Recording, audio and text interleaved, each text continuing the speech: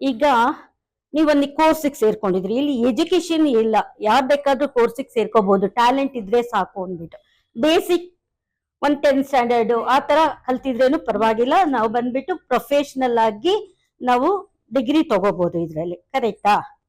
ಆಗ ನಾವು ಏನ್ ಮಾಡ್ಬೇಕು ಅಂತಂದ್ರೆ, ನೀವು ಬ್ಯೂಟಿಷಿಯನ್ ಆಗಕ್ಕೆ ಸೇರ್ಕೊಂಡಿರ್ತೀರ, ಆಮೇಲೆ ಇನ್ನೂ ಮಾಡ್ಬೋದು ಅಡ್ವಾನ್ಸ್ ಕೋರ್ಸ್ಗಳು, ಸ್ಪೆಷಲೈಸ್ ಎಲ್ಲ ಮಾಡ್ಕೊಂಡು ಹೋಗ್ಬೋದು.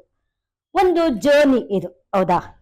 ಅವಾಗ ಟಿಕೆಟ್ ತಗೊಂಡಿರ್ತೀರ, ನಿಮ್ಗೆಲ್ಲ ಎಲ್ಲೋ ಒಂದು ಪ್ಲೇಸ್ಗೆ ಹೋಗ್ಬೇಕು ಅಂತ ಆಸೆ ಇರುತ್ತೆ, ಮುನಾಲಿ ಅಲ್ಲಿ ಇಲ್ಲಿ ಅಬ್ರಾಡ್ ಎಲ್ಲೋ. ಟಿಕೆಟ್ ತಗೊಂಡ್ಬಿಟ್ಟಿರ್ತೀರ, ಟ್ರೈನ್ ಅಂತ ಇಟ್ಕೊಳ್ಳೋಣ. ಹೋಗ್ತಾ ಇರುವಾಗ ತುಂಬಾ ಸ್ಟೇಷನ್ಸ್ಗಳು ಬರುತ್ತೆ, ನಾವೆಲ್ಲಾದ್ರೂ ಇಳಿತೀವಾ? ಯಾಕೆಂದ್ರೆ ಯಾಕೆ ಹೇಳಿ? ನಮ್ ಟಿಕೆಟ್ ಅದಲ್ಲ, ನಮ್ ಟಿಕೆಟ್ ನಾವು ಅಚೀವ್ ಮಾಡೋ ಜಾಗ ತಗೊಂಡಿರ್ತೀವಿ. ಈ ಸ್ಟೇಷನ್ಸ್ ಎಲ್ಲ ಬಂದಾಗ ಅದೆಲ್ಲ ಏನಾಗುತ್ತೆ ಅಂದ್ರೆ, ಅದೆಲ್ಲ ಒಂದು ಪ್ರಾಬ್ಲಮ್ಸ್ ಅಂತ ಇಟ್ಕೊಳ್ಳೋಣ.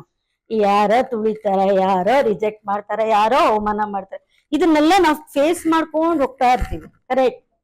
ಆದ್ರೂ ಇಳಿಯಲ್ಲ ನಾವು, ಆಯ್ತಾ? ಹೌದಾ?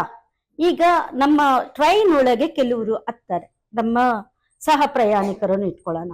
ಅವ್ರ ಜರ್ನಿ ಔಟ್ ಸ್ಟೇಷನ್ ಎಲ್ಲಿವರೆಗೂ ಇರುತ್ತೆ ಅಲ್ಲಿವರೆಗೂ ಮಾತ್ರ ನಮ್ಮ ಜೊತೆ ಜರ್ನಿ ಮಾಡ್ತಾರೆ, ಅಲ್ವಾ? ಕೊನೆಗೆ ಇದೆಲ್ಲ ದಾಟ್ಕೊಂಡು ಹೋದಾಗ ನಮ್ ಸ್ಟೇಷನ್ ಬರುತ್ತೆ, ನಾವು ಅಚೀವ್ ಮಾಡಿರ್ತೀವಿ.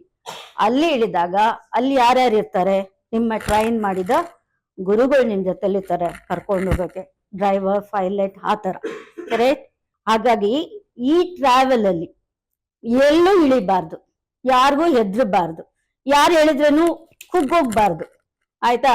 ಬೀಳ್ಬೇಕು, ಮತ್ತೆ ಬೀಳ್ತೀವಲ್ವಾ, ನಾವ್ ಹಿಂಗಿರ್ತೀವ? ಇಲ್ಲ ಇಲ್ಲ, ಬೀಳ್ತೀವಿ, ಅಳ್ತೀವಿ, ಎಲ್ಲ ಮಾಡ್ತೀವಿ, ಬಟ್ ಎದ್ ನಿಂತ್ಕೊಂಡ್ಬಿಡ್ಬೇಕು, ಅಚೀವ್ ಮಾಡ್ಬೇಕು.